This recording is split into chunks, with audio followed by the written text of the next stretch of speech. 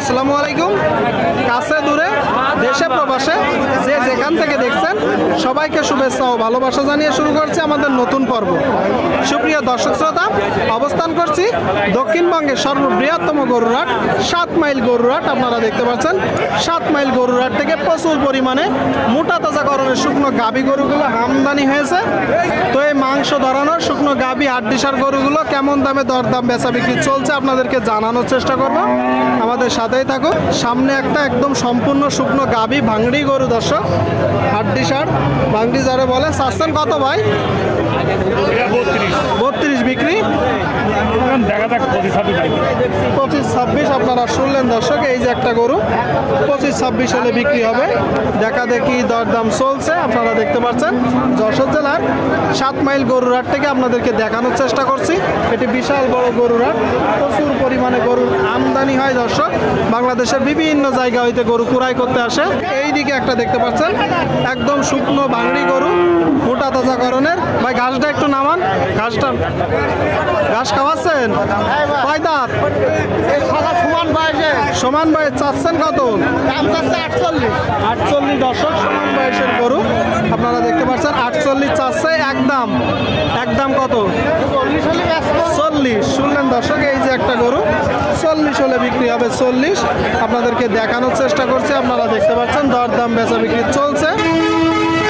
সুপ্রিয় দর্শক, এই দিকে একটা দেখা দেখি দরদাম চলছে রাস্তার উপরে। কয় দাঁত কাকা? 8 দাঁত। আপনার কিনা না বাসার?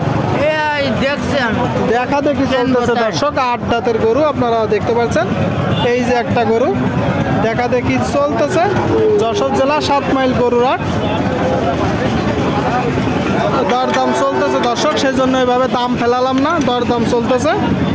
এটা চাচ্ছেন কত ভাই? 48 আপনারা শুনলেন। এই যে একটা গরু 48 চাচ্ছে। দাঁতে কয়টা? 4টা। কত হলে বিক্রি হবে? 43-44 শুনলেন দর্শক। 43-44 হলে এই গরুটা বিক্রি হবে। ঠিক আছে ভাই। এইদিকে দেখতে পাচ্ছেন দর্শক কিছু শুকনো গাভী গরু। ভাই কেমন আছেন? ভালো ভাই। কি অবস্থা বাজারের?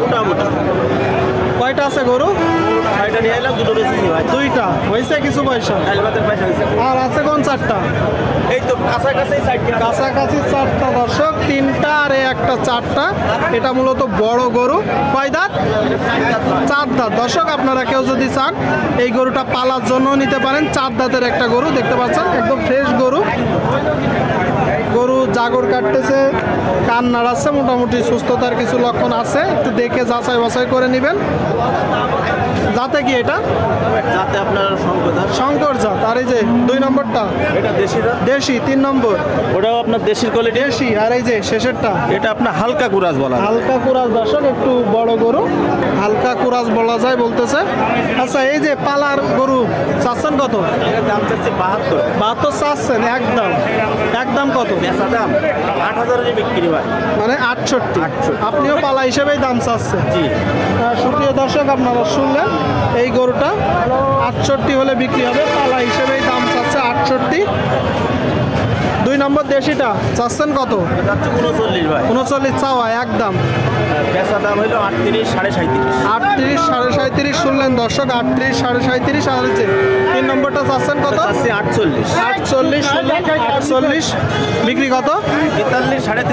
43 থেকে 43.5। আর এই যে শেষ কুরাজ গরুটা চাচ্ছেন কত? ওটা চাচ্ছি 62। আপনারা শুনলেন দর্শক। এই যে একটা গরু 62 মূলত চাচ্ছে। কত হলে বিক্রি হবে? ওটা 57 হলে বিক্রি হয়। 57। আর 2টা বিক্রি করছে? জি। ঠিক আছে ভাই, বিক্রি করেন। দেখা দেখি দরদাম চলছে দর্শক। প্রচুর পরিমাণে আমদানি দেখতে পাচ্ছেন। সুপ্রিয় দর্শক, এই দিকে একটা দেখতে পাচ্ছেন কালো গরু। ভাই কেমন আছেন?